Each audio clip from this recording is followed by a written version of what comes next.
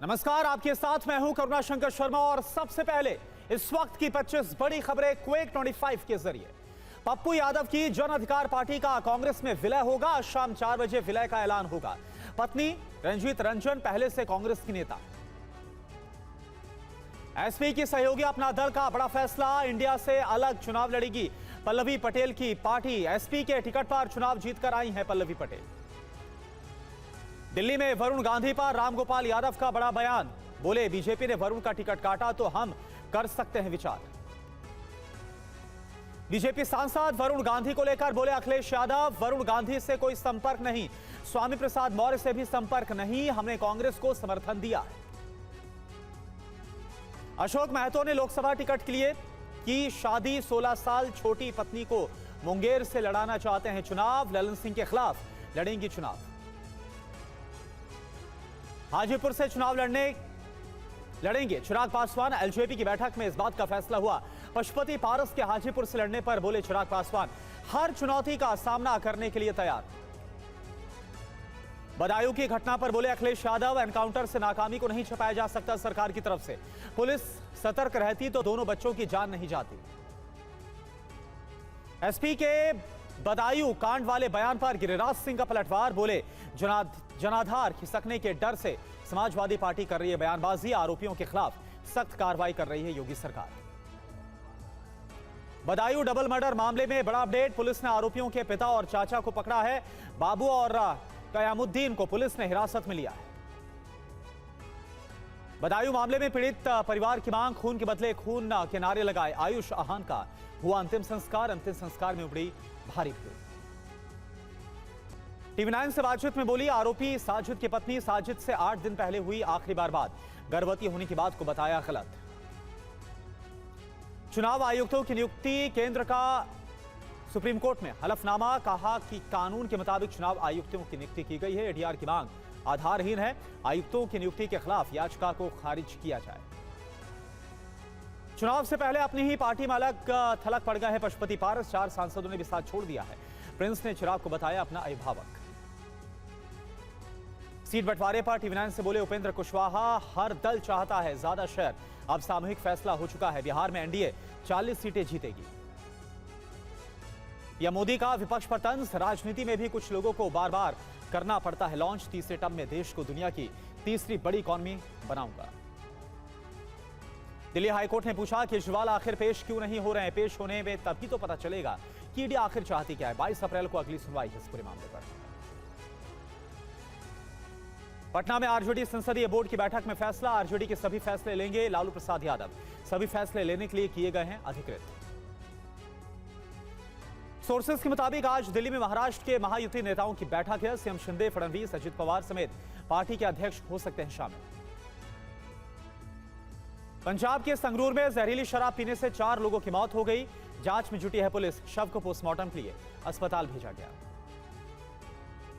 पश्चिम बंगाल में छोटे बच्चों की दयनीय स्थिति को लेकर एनसीपीसीआर ने राष्ट्रपति को सौंपी अपनी रिपोर्ट, कहा बम के हमले में घायल बच्चों का इलाज कराने में सरकार नाकाम। मतदान को लेकर चुनाव आयोग का निर्देश, चुनाव में पोस्टल बैलेट से मतदान करे कोरोना संक्रमित या संदिग्ध 85 साल से ज्यादा और दिव्यांग मतदाताओं को पोस्टल बैलेट से मतदान की सुविधा। एल्विश केस में एफआईआर की कॉपी सामने आई, पहले 5 आरोपियों से बरामद हुई सांपों की फोटो। 1.5 साल के बच्चे के साथ सीमा लांघकर पाकिस्तान गई भारतीय महिला की वापसी, भारतीय सेना के प्रयास से 46 दिन के बाद घर लौटी महिला से पुलिस कर रही है पूछताछ। दिल्ली में पार्किंग माफियाओं के खिलाफ एमसीडी चलाएगी अभियान, टीवी 9 भारतवर्ष से बोली दिल्ली की मेयर शैली ओबरॉय, दिल्ली में केवल 403 पार्किंग वैध है, जबकि कई गुना ज्यादा चल रही है अवैध पार्किंग। तो 3 बजे के बुलेटिन में हम आपको दिखाएंगे आज दिन भर की सारी सियासी खबरें, लेकिन सबसे पहले आपको बता दें वो कौन सी 3 खबरें हैं जिन पर सबकी नजरें हैं। बात पप्पू यादव की होगी। पप्पू यादव की जन अधिकार पार्टी का आज कांग्रेस में विलय होने वाला है। वहीं हाजीपुर सीट पर आज चिराग पासवान ने अपनी उम्मीदवारी का ऐलान कर दिया, जबकि इस्तीफे के बाद पशुपति पारस अकेले पड़ते हुए नजर आ रहे हैं। वहीं तीसरी बड़ी खबर अरविंद केजरीवाल को लेकर है। अरविंद केजरीवाल को हाईकोर्ट से झटका जो मिला है, इस पर हम आपको विस्तार के साथ पूरी जानकारी देंगे, खबर देंगे। लेकिन सबसे पहले बात करते हैं पप्पू यादव की, क्योंकि बड़ी खबर यह है पप्पू यादव की पार्टी का विलय होगा। शाम 4 बजे कांग्रेस में जन अधिकार पार्टी का विलय हो जाएगा। पूर्णिया से पप्पू यादव को टिकट संभव है कांग्रेस की तरफ से। पत्नी रंजीत रंजन अभी कांग्रेस की सांसद हैं। कल लालू और तेजस्वी यादव से पप्पू यादव ने मुलाकात की थी और इस मुलाकात के बाद आज ये बड़ी डेवलपमेंट जो कि जानकारी निकलकर सामने आ रही है कि पप्पू यादव की जन अधिकार पार्टी का विलय शाम 4 बजे यानी कि करीब 1 घंटे के भीतर हो जाएगा और इसका बाकायदा फैसला हो चुका है। पूर्णिया से टिकट मिलने की जो बात है वो सामने आ रही है। अब इस फैसले के पहले पप्पू यादव ने क्या कहा वो आपको सुना देते हैं। एक परिवार के नाते जब भी वो किसी ईडी सीबीआई या बीमार थे, हमेशा हमारी मुलाकात होती रही। हमेशा उस परिवार के साथ हम खड़े रहे। हमारे और लालू जी के जो राजनीतिक रिश्ता तो रहा नहीं कभी, हमारा और लालू जी का रिश्ता कंप्लीट रूप से एक भावनात्मक रिश्ता रहा है और ना हम दोनों कभी एक दूसरे से अलग नहीं हो पाए। कल हम लोग पूरा परिवार थे। कोसी, सीमांचल, मिथिलांचल में हम लोग मिल करके किसी भी कीमत पर बीजेपी को रोक सकते हैं। और जिस तरीके से 17 महीना तेजस्वी जी ने काम किया, एक विश्वास पैदा किया, राहुल गांधी ने जिस तरह दिल भी जीता, उम्मीद भी दिखाई लोगों को, लोगों में सपने भी हैं और विश्वास भी जीता, तो ये दुनिया का इतिहास है। राहुल गांधी जी का 6000 और 4000 ये वर्ल्ड रिकॉर्ड है। उस तरह 17 महीने में तेजस्वी यादव जी ने एक उम्मीद जगाया है, बिहार में एक विश्वास पैदा किया है और हम लोग मिलकर सिर्फ 24 ही नहीं 25 भी जीतेंगे और आगे बढ़ेंगे। पूर्णिया मैटर नहीं रखता है, मैटर रखता है बीजेपी को रोकना, मैटर रखता है कमज़ोर तबके की आइडेंटिटी और उसकी आइडियोलॉजी की सुरक्षा। अल्पसंख्यकों के बीच में जो डर है उस डर को ख़त्म करना ही हम दोनों की प्राथमिकता है और हम लोग मिल के लड़ेंगे, कांग्रेस नेतृत्व के साथ होंगे। और मैं चाहता हूँ कि इस देश का जो दिल जीता है वो इस देश का पीएम हो। और चलिए सीधा रुख करते हैं, हमारे साथ कुमार विक्रांत दिल्ली से लाइव जुड़े हुए हैं। कुमार, एक बड़ा सवाल यह है कि बिहार में अगर इंडिया अलायंस की बात की जाए तो सीट शेयरिंग का फॉर्मूला क्या होगा, इस पर अभी क्लैरिटी नहीं है। लेकिन इस बात पर क्या कंफर्मेशन है जो कि खबर सामने आ रही कि पप्पू यादव की पार्टी कांग्रेस में इसका विलय होने वाला है, जानकारी दीजिए। देखिए, लगातार हम अपने दर्शकों को जानकारी दे रहे थे कि कांग्रेस पार्टी चाहती रही है कि पप्पू यादव पूर्णिया से कांग्रेस के टिकट पर चुनाव लड़ें। कांग्रेस इसके लिए लगातार तैयार थी। पप्पू यादव की पत्नी पहले से ही कांग्रेस की राज्यसभा सांसद है, रंजीत रंजन। लेकिन चूंकि गिले शिकवे थे लालू यादव परिवार और पप्पू यादव के बीच में, दोनों के बीच में काफ़ी खाई आ गई थी और जो आरजेडी का सुप्रीमो है परिवार है वो तैयार नहीं हो रहा था। ऐसे में कांग्रेस पार्टी ने खुद बात की आरजेडी सुप्रीमो से और पप्पू यादव को भेजा कि आप जाके पहले उनसे बात करिए, उनके बीच में गिले शिकवे दूर करिए उनके साथ। और जब वो कल देर रात दूर हो गए तो ये तय होगा कि पप्पू यादव कांग्रेस पार्टी के टिकट पर अब पूर्णिया से चुनाव लड़ेंगे। पप्पू यादव अभी कुछ देर बाद कांग्रेस पार्टी में शामिल होंगे। उनकी पार्टी का कोई विधायक और कोई सांसद है नहीं, तो कोई बहुत बड़ी चुनौती उनके लिए है नहीं। पार्टी से ज्यादा पप्पू यादव ही पार्टी है एक तरीके से। ठीक है, बिल्कुल, पप्पू यादव पार्टी है जिसका नाम है जन अधिकार पार्टी और बस कुछ ही देर के बाद कांग्रेस में विलय हो जाएगा। पूर्णिया से चुनाव लड़ने की खबरें सामने आ रही। बहुत बहुत शुक्रिया आपका इस पूरी जानकारी के लिए कुमार विक्रांत। और इस बीच बात करते हैं चिराग पासवान की, क्योंकि हाजीपुर से चुनाव लड़ेंगे चिराग पासवान। ये तय हो गया एलजेपी की बैठक में, हाजीपुर पर यह फैसला हो गया है। पशुपति पारस के हाजीपुर से लड़ने पर चिराग पासवान का बयान भी आया। हर चुनौती का सामना करने के लिए मैं तैयार हूं, यह चिराग पासवान की तरफ से कहा गया है। तो हाजीपुर से ही चुनाव लड़ेंगे जो कि उनके पिता रामविलास पासवान का गढ़ रहा है और वहीं से चुनाव लड़ेंगे चिराग पासवान, ये कंफर्म हो गया है। आप हाजीपुर लड़ रहे हैं, आप हाजीपुर से चुनाव लड़ रहे हैं, हाजीपुर के लिए ये एक सहमति जरूर हुई है और आज भी केंद्रीय संसदीय बोर्ड में भी इस बात को लेकर औपचारिक मुहर लगा दी गई है। इतना अब तय है कि हाजीपुर जो मेरे नेता, मेरे पिता आदरणीय रामविलास पासवान जी की कर्मभूमि रही है, वहां से एनडीए के प्रत्याशी के रूप में लोक जनशक्ति पार्टी रामविलास के उम्मीदवार मैं खुद स्वयं होऊंगा इस पर।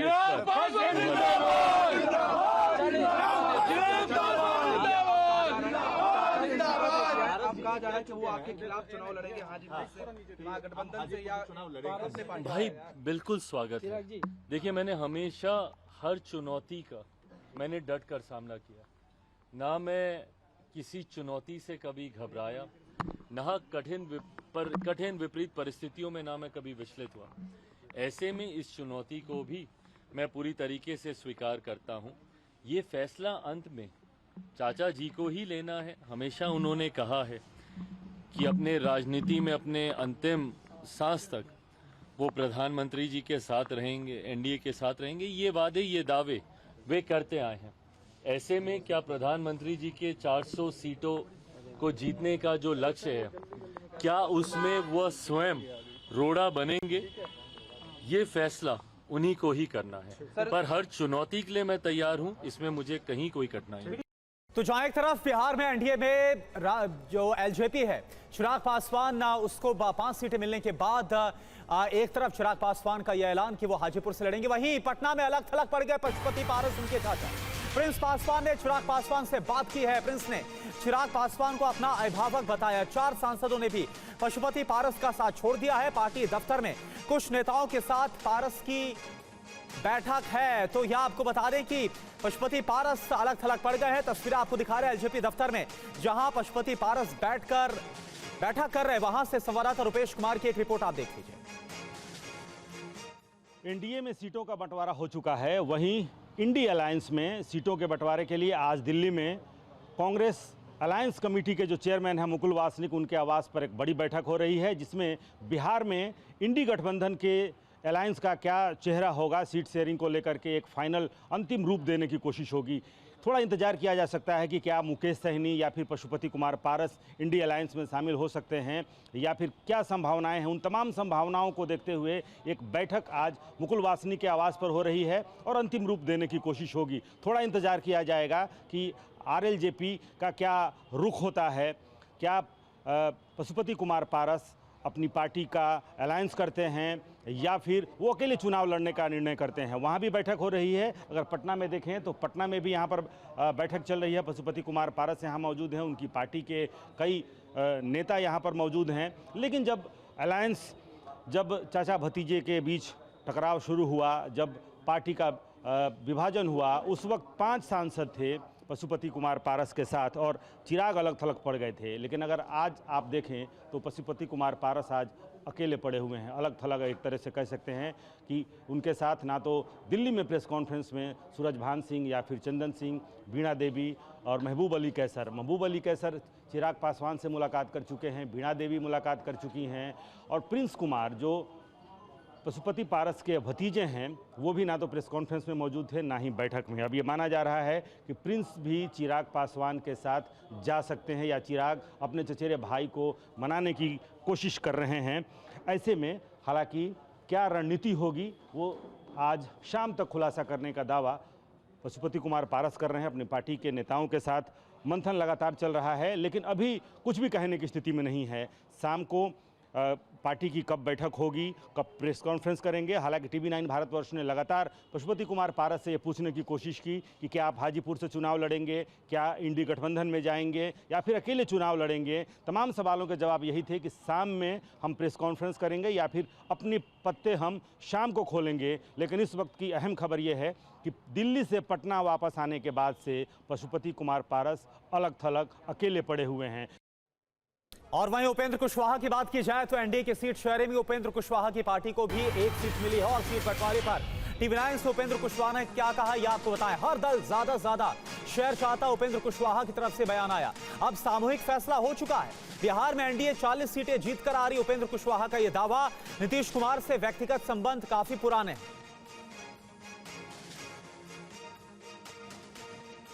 उपेंद्र कुशवाहा जी, जिस दिन सीटों का बंटवारा हुआ, ऐलान हो रहा था, आप नहीं पहुंचे, ये कहा गया कि उपेंद्र जी नाराज चल रहे हैं। नहीं, देखिए, नाराजगी जैसा कुछ भी नहीं था। जिस तरह से चीज़ें दिखाई जा रही थी, हम दिल्ली से भी बाहर कहीं थे, आने में विलम्ब हो गया जिस कारण से हम नहीं पहुंच पाए, इसलिए नाराज थे, ऐसा कुछ भी नहीं था। हाँ, वार्ता के क्रम में गठबंधन में हर पार्टी अपना अपना शेयर अधिक से अधिक मिले इस बात की कोशिश करती है। तो उसके आधार पे वार्ता चल रही थी, लेकिन अब तो पब्लिक डोमेन में है कि किस पार्टी के खाते में क्या है।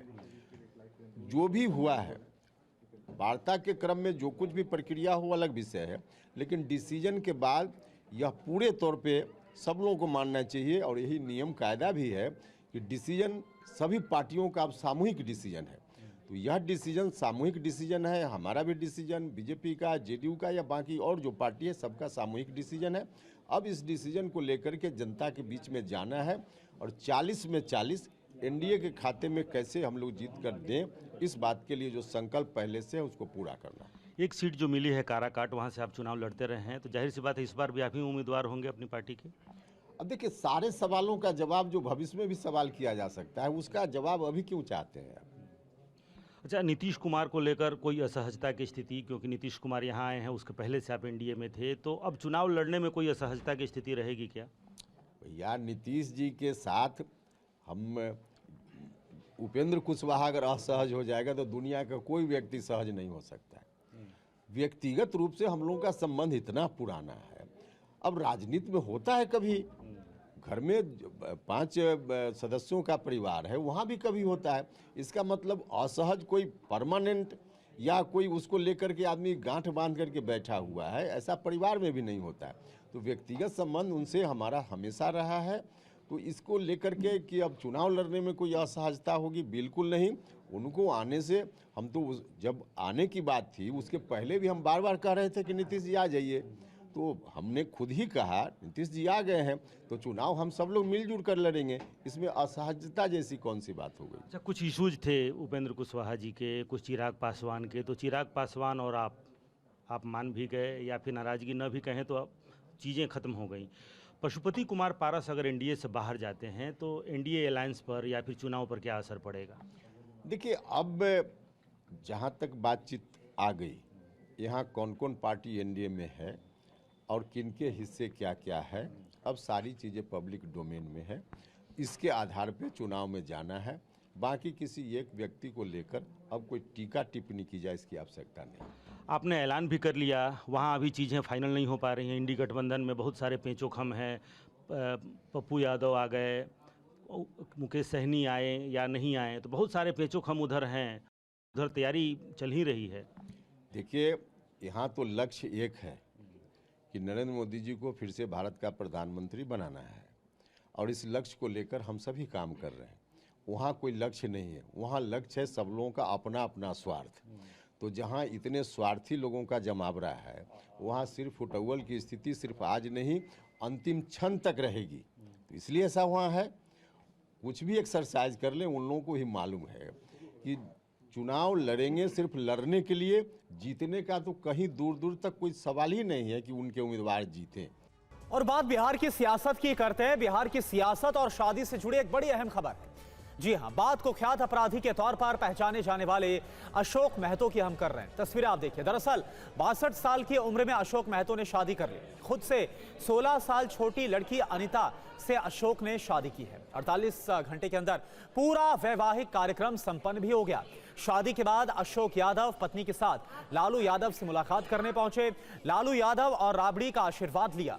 ये 3 तस्वीरें इस वक्त हम आपको दिखा रहे हैं।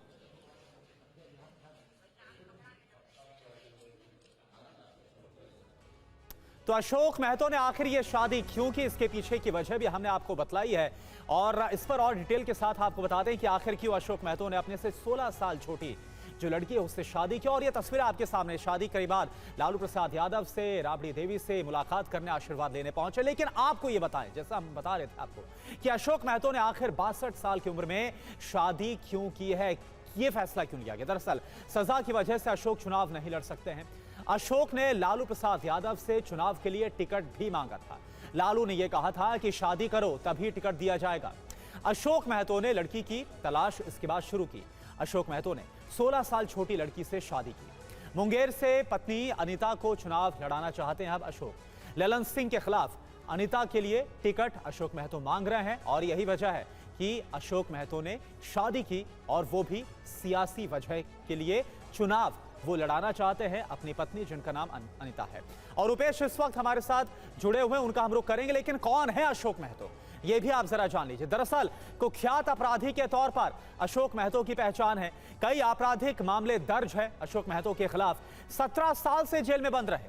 10 दिसंबर 2023 को जेल से रिहा हुए अशोक महतो पर ही खाकी द बिहार चैप्टर बनी है। तो ये बड़ा ही दिलचस्प मामला सामने आ रहा है। पटना से रुपेश हमारे साथ लाइव जुड़े हुए। रुपेश, ये बड़ा ही दिलचस्प मामला है। अशोक महतो चाहते थे चुनाव लड़ना, लेकिन क्योंकि वो नहीं लड़ सकते हैं, तमाम जो यहां पर तकनीकी वजह है, अब इसके बाद लालू प्रसाद यादव ने शर्त रखी और अशोक महतो ने अपने से 16 साल छोटी लड़की से शादी कर ली। क्या अब उन्हें इस बात की उम्मीद है, यह कंफर्म है कि उनकी पत्नी अनीता को टिकट मिल जाएगा? देखिए, 16 साल छोटी लड़की से शादी की उससे ज्यादा महत्वपूर्ण है कि खरमास के महीने में उन्होंने शादी की और अब इस वक्त हिंदू धार्मिक परंपरा के अनुसार शादी नहीं की जा सकती है। लेकिन कल रात उन्होंने आनंद फानन में मंदिर में उन्होंने शादी कर ली और उसके बाद से अगले सुबह पहुंच गए लालू प्रसाद यादव से टिकट लेने के लिए, उनका आशीर्वाद लेने के लिए। और बाहर निकल के उन्होंने एक तरह से यह ऐलान भी कर दिया कि वो मुंगेर लोकसभा सीट से अपनी पत्नी को चुनाव लड़ाएंगे। खुद चुनाव नहीं लड़ सकते हैं, 17 सालों की सजा काटने के बाद से वो जेल से बाहर निकले हैं। लेकिन 1990 के दौर में जितनी यहाँ पर जातीय संघर्ष हुआ, जो नरसंहार हुआ, उन नरसंहारों में उनका नाम रहा, राजो सिंह हत्याकांड में उनका नाम रहा। जेल से भागे हुए अपराधी हैं। जेल से भागने के क्रम में उनके गिरोह ने 3 पुलिस अपराधियों की हत्या कर दी थी।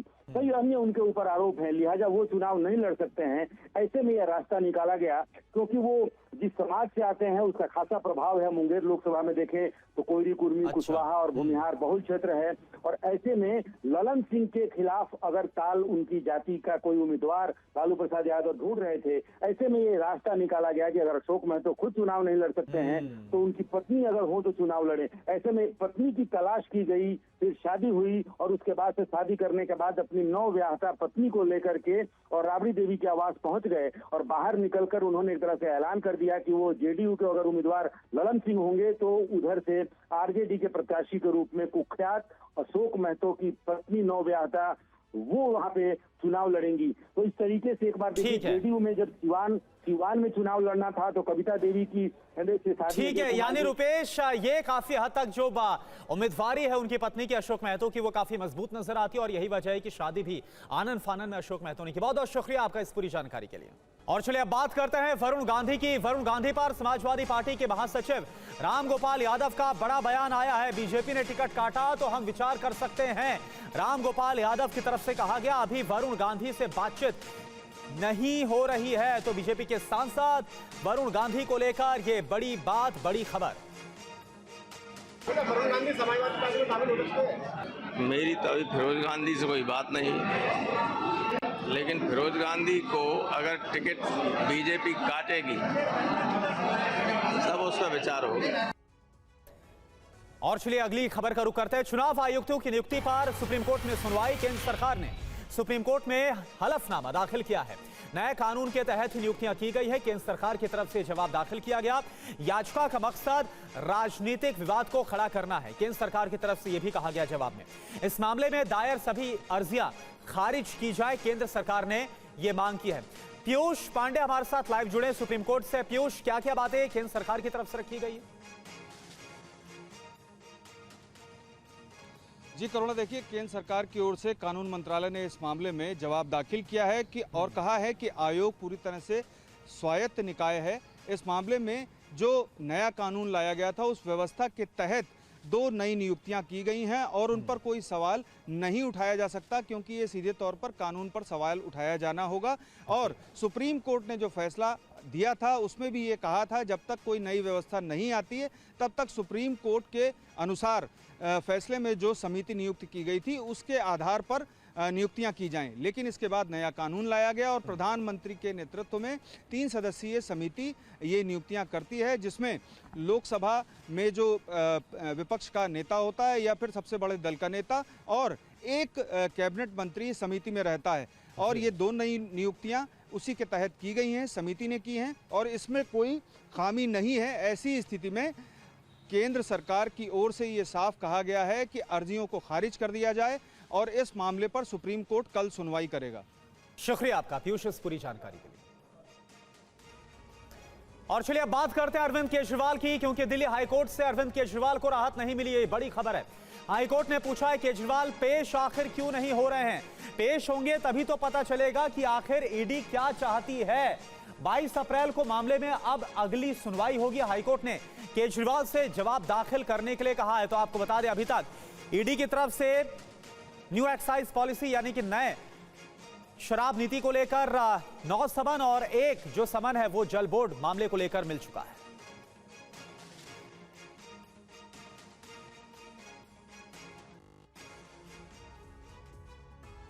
तो केजरीवाल की याचिका पर हाईकोर्ट में सुनवाई हुई और क्या कहा गया, क्या हुआ हाईकोर्ट में इस दौरान, यह आपको बताते हैं। हाईकोर्ट की तरफ से कहा गया आपको ईडी के सामने पेश होने से क्या रोक रहा है, यह सवाल पूछा गया अरविंद केजरीवाल से।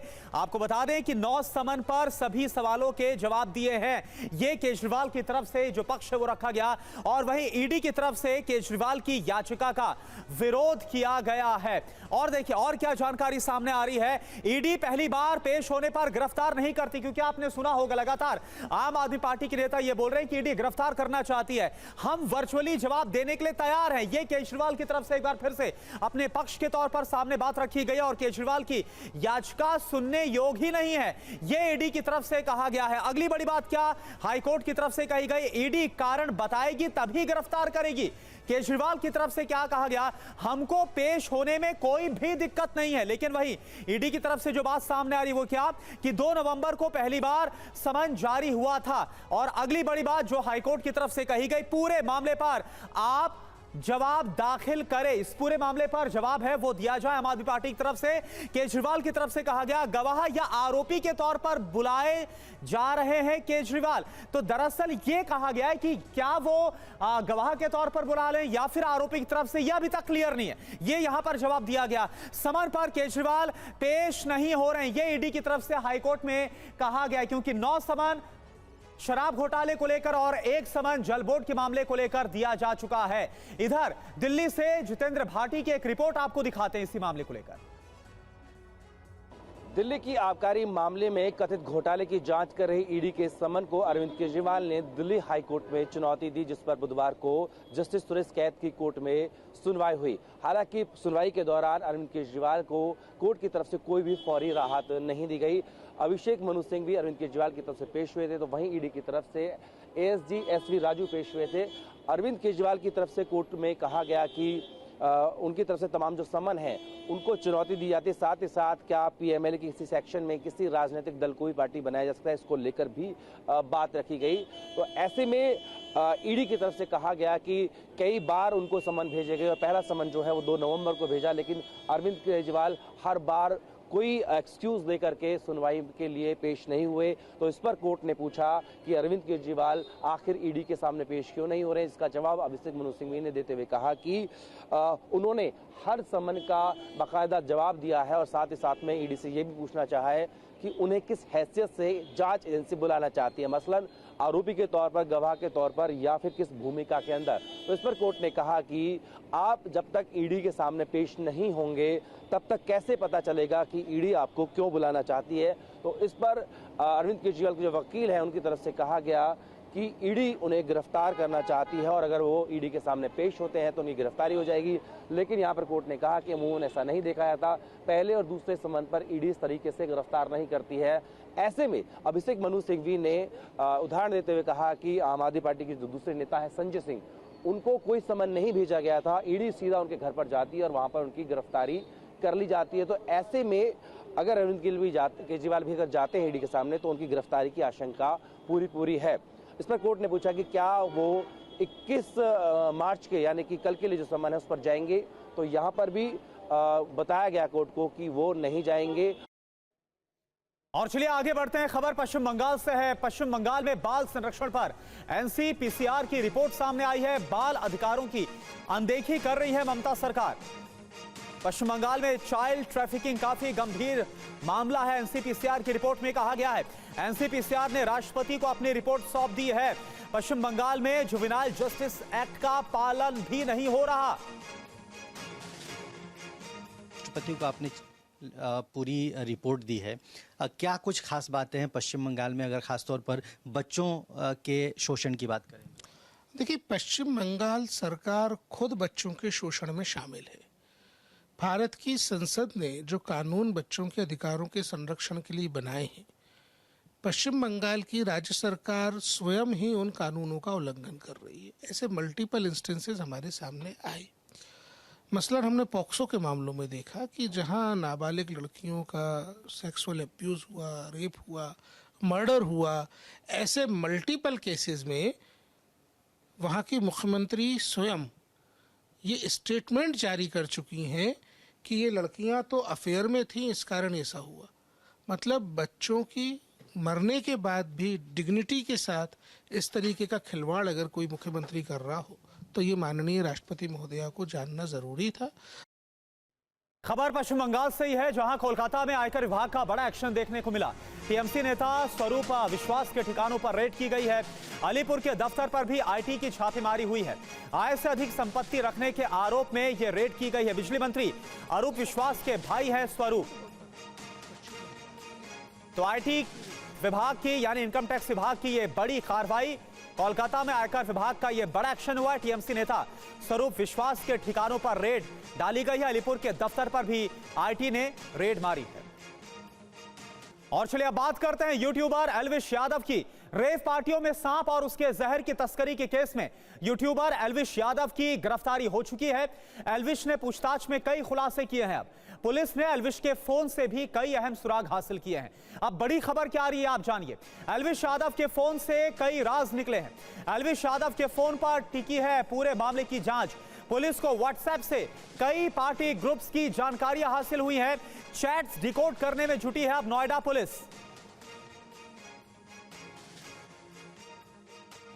तो आपको बता दें कि एल्विश यादव, जो कि सांपों के जहर किस मामले में इस वक्त नोएडा पुलिस की गिरफ्त में है, अब बड़े खुलासे हो रहे हैं एल्विश यादव को लेकर। जो एल्विश यादव के फोन से चैट्स मिली है जिनको डिकोड किया जा रहा है। तो पुलिस की तहकीकात में अभी तक क्या सामने आया है, फोन से जो सुराग मिले उससे क्या बड़ी जानकारी निकलकर सामने आ रही है। नोएडा पुलिस एल्विश के सोशल मीडिया अकाउंट को लगातार खंगाल रही है। तमाम जो चैट्स हैं, तमाम जो पोस्ट है उसको देखा जा रहा है। एल्विश के चैट्स को डिकोड करने में इस वक्त नोएडा पुलिस जुटी हुई है ताकि इससे और भी सबूत हाथ लग सकते हैं, जानकारी निकल सकती है। एल्विश के चैट से पुलिस को कई अहम सुराग भी मिले हैं। और क्या जानकारी आ रही है, एल्विश के व्हाट्सएप से कई पार्टी ग्रुप्स की जानकारी मिली है। जो पार्टियां होती थी उसके बारे में इंफॉर्मेशन हाथ लगी है। इन ग्रुप में लेट नाइट पार्टियों को लेकर बकायदा चैट्स की जाती थी। जो जानकारी सामने आ रही है, इन व्हाट्सएप ग्रुप से कुछ वीडियो भी नोएडा पुलिस के हाथ लगे, यानी कि बहुत कुछ है जो कि एल्विश यादव के फोन से हाथ लगा है नोएडा पुलिस को। पुलिस लोकेशन को ट्रैक करने की कोशिश में लगातार जुटी हुई है। व्हाट्सएप ग्रुप को खंगालने के बाद नोएडा पुलिस ने एक लिस्ट को बकायदा तैयार किया है। एल्विश यादव केस में जल्द ही कुछ और गिरफ्तारियां भी तय है, क्योंकि जो जानकारियां एल्विश यादव के फोन से मिली है उसके बाद कई जो नाम है वो निकलकर सामने आ रहे हैं और कुछ और गिरफ्तारियां हो सकती है। एक और बड़ी खबर इस मामले को लेकर, नोएडा पुलिस एल्विश यादव के सोशल मीडिया अकाउंट को लगातार खंगाल रही है और वहीं एल्विश यादव की गिरफ्तारी के बाद पुलिस जांच तेज हो गई है। सांप और उसके जहर की तस्करी के मामले में बड़ी कार्रवाई की गई है। नोएडा पुलिस ने 2 और आरोपियों को गिरफ्तार किया है। ईश्वर और विनय नाम के 2 आरोपी गिरफ्तार किए गए, यानी कि यह सिलसिला लगातार आगे बढ़ता हुआ नजर आ रहा है। गिरफ्तारियों का 2 और गिरफ्तारियां हुई हैं इस पूरे मामले को लेकर।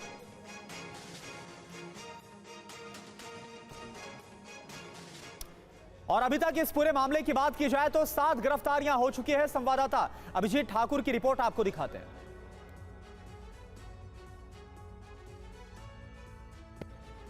दिल्ली एनसीआर में रेप पार्टियों में सांप और उसके जहर की सप्लाई करने के पूरे मामले में 2 और गिरफ्तारियां हुई हैं और अब तक इस पूरे मामले में 7 गिरफ्तारियां हो चुकी हैं। अभी भी आरोपियों को लेकर पुलिस यहां से जा रही है। आप देख सकते हैं कि 2 गिरफ्तारियां जो हुई हैं उन्हें पुलिस अभी यहां से लेकर जा रही है। तो कुल 7 गिरफ्तारियां हो चुकी हैं और कई बड़े नाम इसमें और शामिल हैं जो कि पूछताछ के दायरे में आ सकते हैं। यानी कि अभी पुलिस की जांच जो है वो लगातार यहां पर जारी है और आने वाले समय में और लोगों को भी पूछताछ के लिए बुलाया जा सकता है इस तरीके से। और देख सकते हैं कि ये जो आरोपी, अभी आप देख सकते हैं कि आरोपी विनय को यहां से नोएडा की पुलिस जो है वो लेकर जा रही है।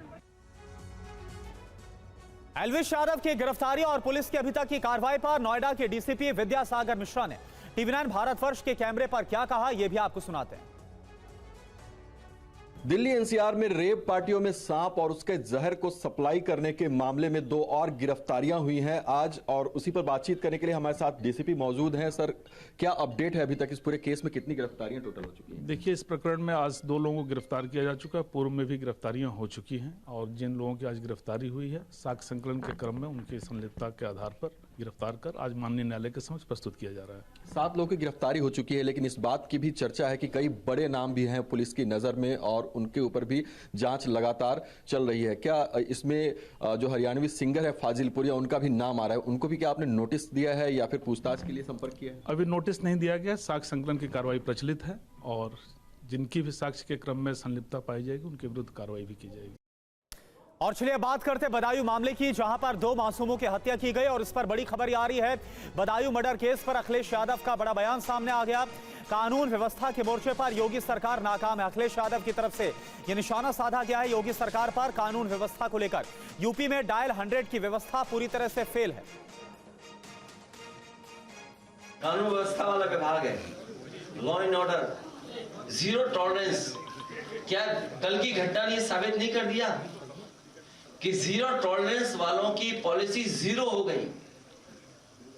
ये जीरो टॉलरेंस पॉलिसी जीरो है, तो ये पूरी प्रशासन की नाकामी है। और प्रशासन इसलिए ढील छोड़े हुए है क्योंकि उससे वो पॉलिटिकल लाभ उठाना चाहते हैं, हर घटना से पॉलिटिकल लाभ उठाना चाहते हैं। तो अपनी नाकामी को छिपा नहीं सकते इस तरीके से। ये इनकाउंटर से नाकामी नहीं छिपनी है। और चलिए इसी के साथ वक्त हो गया एक छोटे से ब्रेक का, तुरंत हाजिर हो रहे हैं।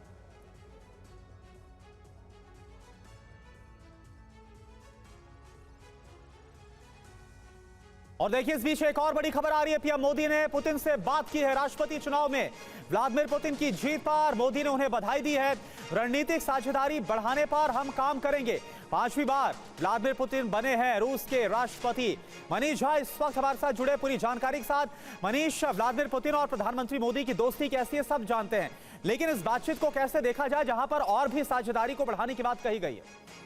बिल्कुल, देखिए, रूस के राष्ट्रपति व्लादिमीर पुतिन के एक बार फिर से राष्ट्रपति बनने के बाद प्रधानमंत्री नरेंद्र मोदी दुनिया के उन चुनिंदा नेताओं में थे जिन्होंने सबसे पहले उन्हें इसके लिए बधाई दी थी। और उसके 2 दिन के भीतर ही फिर प्रधानमंत्री मोदी और प्रेसिडेंट पुतिन के बीच में टेलीफोन पर बातचीत हुई है, जिसमें आगे भारत और रूस के रिश्तों को बढ़ाने पर, उसे और अधिक मजबूत बनाए जाने पर और साथ साथ अंतर्राष्ट्रीय स्तर पर काम करने को लेकर सहमति बनी है। उम्मीद की जा रही है कि बहुत जल्दी ही दोनों की आमने सामने की मुलाकात भी होगी। निश्चित तौर पर उसको लेकर कोई आधिकारिक बयान तो नहीं जारी किया गया है, लेकिन मुझे लगता है कि बहुत जल्द आप दोनों नेताओं को वैश्विक मंच पर एक साथ देखेंगे और उसमें एक संभावना प्रधानमंत्री मोदी के रूस यात्रा की भी हो सकती है। बिल्कुल, तो ये जो बयान है और ये जो कहना है और भी ज्यादा साझेदारी को बढ़ाने का रणनीतिक तौर पर ये अपने आप में बहुत अहम हो जाता है। और 5वीं बार राष्ट्रपति बनने पर व्लादिमीर पुतिन को प्रधानमंत्री मोदी की बधाई। वक्त हो गया एक छोटे से ब्रेक का।